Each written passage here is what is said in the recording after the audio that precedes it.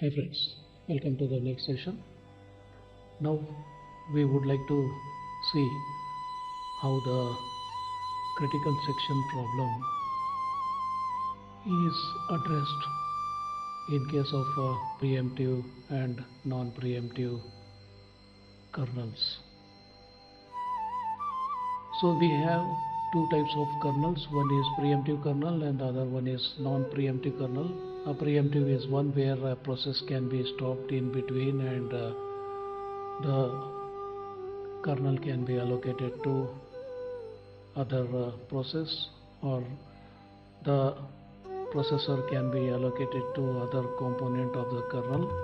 One component of the kernel may be stopped before it completes its execution, and the CPU may be allotted to another component of the kernel. So that is called preemptive kernel.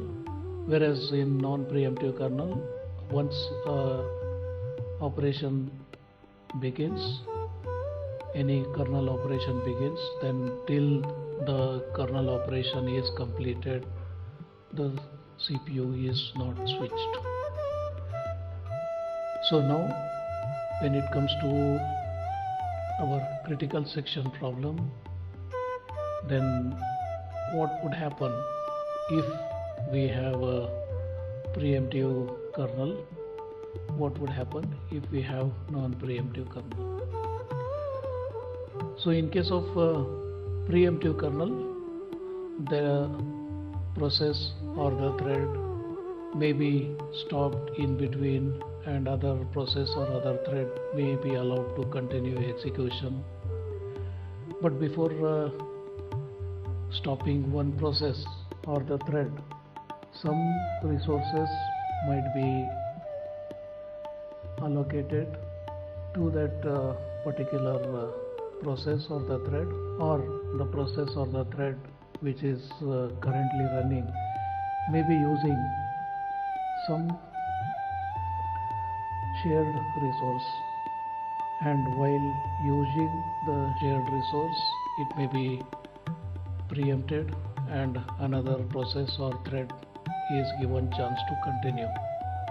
And unfortunately, if the other process or the thread wants to use the same shared resource which was being used by earlier process or the thread, then there will be consistency problem, and that has to be explicitly synchronized. So we have to deal with critical sections using logs or semaphores when we have preemptive kernel.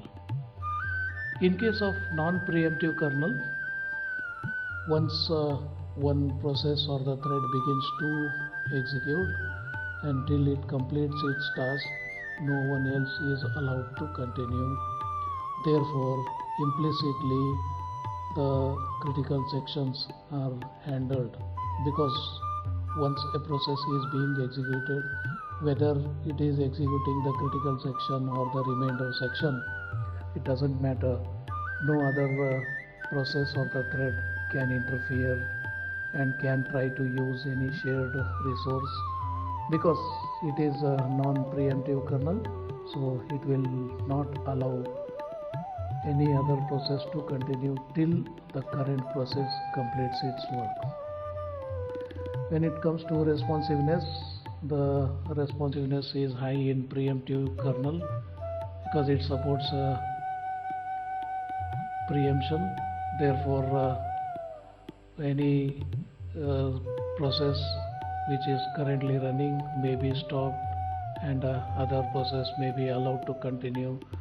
So we can expect a better support for real-time and interactive systems, and higher priority processes will get chances because there is preemption possible. But in case of non-preemptive kernel, once a lower priority process starts working and on the way any other high priority process comes, then it may not be allowed, because till this process completes, no other process will be allowed to continue. So if we want to ensure the consistency during the critical section, then we would like to have synchronization, and for synchronization the commonly used tools are mutex, that is mutual exclusion, semaphores, pin lock, or reader writer logs, and so on. But in case of non-preemptive kernels, nothing of that sort is required, because the kernel is non-preemptive, hence all synchronization problems are automatically taken care there. Risk of starvation or deadlock, if you look at it, it is possible during the preemptive kernel operations, maybe because of priority inversion.